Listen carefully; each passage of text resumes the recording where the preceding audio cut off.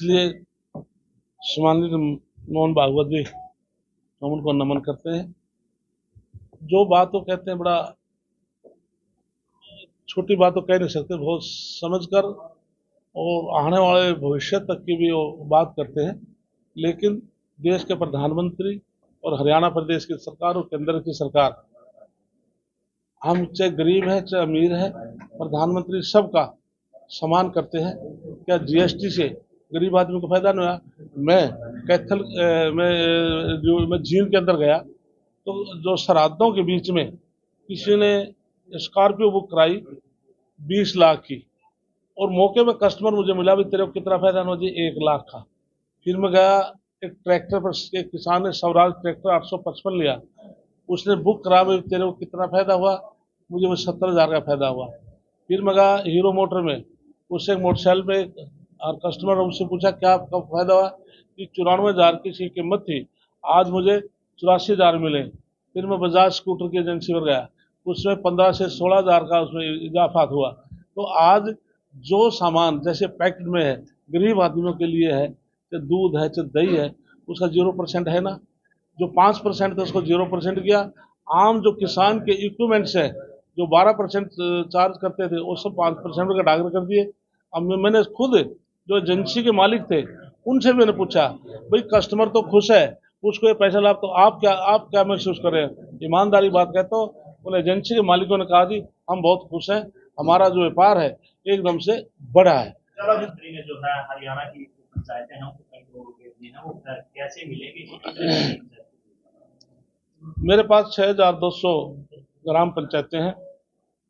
हमने 404 करोड़ 79 लाख हमने ग्राम पंचायतों को 5,000 से ज़्यादा 69 करीब पंचायतें हैं, 3 जिला परिषद हैं और 27 उसमें ब्लॉक समिति है। आप ये भी सवाल शायद जरूर करेंगे, मैं पहले आपको बता देता हूँ कि जिन ग्राम पंचायतों ने, जिला परिषद ने, ब्लॉक समिति ने 75% पैसा कंज्यूम कर लिया, हमने उसको पैसा ही भेजा है। ये HFC का था, हरियाणा फाइनेंस कमीशन का पैसा था, और मुख्यमंत्री जी ने अनाउंस किया है, क्योंकि केंद्र से अप्रूवल आ चुकी है।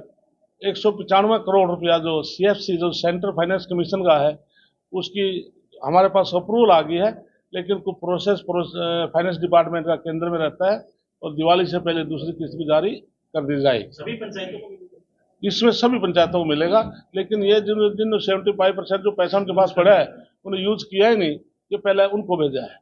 मंत्री जी, अभय सिंह चौटाला ने कहा है कि पहले हमने कांग्रेस की राह काटी, अब की बार भाजपा की बात। साथियों, कोई साथी कोई कुछ भी कह ले, लेकिन आप सम्मानित पत्रकार हैं, और प्रेस के सामने मैं ठोक के एक बात कह रहा हूं, जिस प्रकार से गुजरात में 25 साल तक भारतीय जनता पार्टी की लगातार सरकार बनी है, हरियाणा में भी 25 साल तक कंटिन्यू बीजेपी की सरकार रहेगी। इस मेरी बात को ध्यान। कांग्रेस ने अपना प्रदेश अध्यक्ष बनाया दोबारा, क्या करोगे? इसलिए कांग्रेस का 1991 में साथियों में पहली बार विधायक बना था, और 30-35 साल से मैं लगातार विधानसभा में प्रतिनिधि कर रहा हूँ। पहली बार 1 साल बाद इन्होंने अपने विपक्ष का नेता चुना है। अध्यक्ष पहले भी इनके बनते रहे हैं, इतने लंबे समय के बाद इन्होंने अध्यक्ष बनाया है।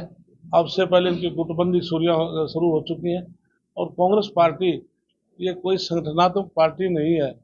जिस पार्टी का राष्ट्रीय अध्यक्ष किसी समय कुछ भी बोल दे, तो ऐसी पार्टी को हम पार्टी नहीं मानते। पार्लियामेंट के चुनाव से पहले पूरे देश में राहुल गांधी संविधान की कॉपी हाथ में लेकर के सम्मानित संवैधानिक को हम मानते हैं, मानेंगे, और सब नहीं मानना चाहिए। पूरे देश में उन्होंने एक प्रचार किया, यदि भारतीय जनता पार्टी की 400 सीट आ जाएंगी तो संविधान समाप्त हो जाएगा, आरक्षण समाप्त हो जाएगा। साथियों, आपका भाई कृष्ण कुमार इस बात का गवाह है। जब मैं राज्यसभा में था तो उस टाइम में हाउस में मौजूद था, प्रधानमंत्री नरेंद्र मोदी जी ने एक चिट्ठी पढ़ी थी, वो डेट आप निकाल कर देखना, 27 जून 1961 की वो चिट्ठी है। तो उस टाइम के प्रधानमंत्री पंडित जवाहरलाल नेहरू ने सभी मुख्यमंत्रियों को चिट्ठी लिखी थी कि 1947 में देश आज़ाद हुआ और डॉक्टर भीमराव अम्बेडकर ने आरक्षण दिया, आज लोग सामर्थ्य हो चुके हैं, तो ना इसको समाप्त कर दिया जाए।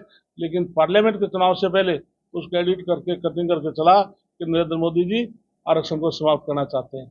उसके बाद फिर उन्होंने वोट चोरी की बात के सामने आज पूरा प्रचार किया, उसमें वो फेल हुए।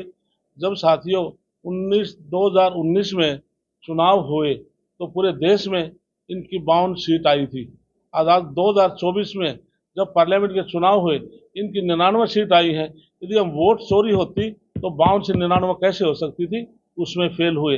तीसरा उसने एक बयान दिया है कि बहुत जल्दी मैं हाइड्रोजन बम फोड़ने वाला हूं। तो पूछने वाला सद हाइड्रोजन क्या होती है। लेकिन प्रधानमंत्री ने कहा है आज हिंदुस्तान ताकतवर देश हो चुका है, यदि कोई दुश्मन देश तो परमाणु बम का भी प्रयोग करे हिंदुस्तान उसकी परवाह भी नहीं करेगा। तो ऐसे इनके राष्ट्रीय अध्यक्ष।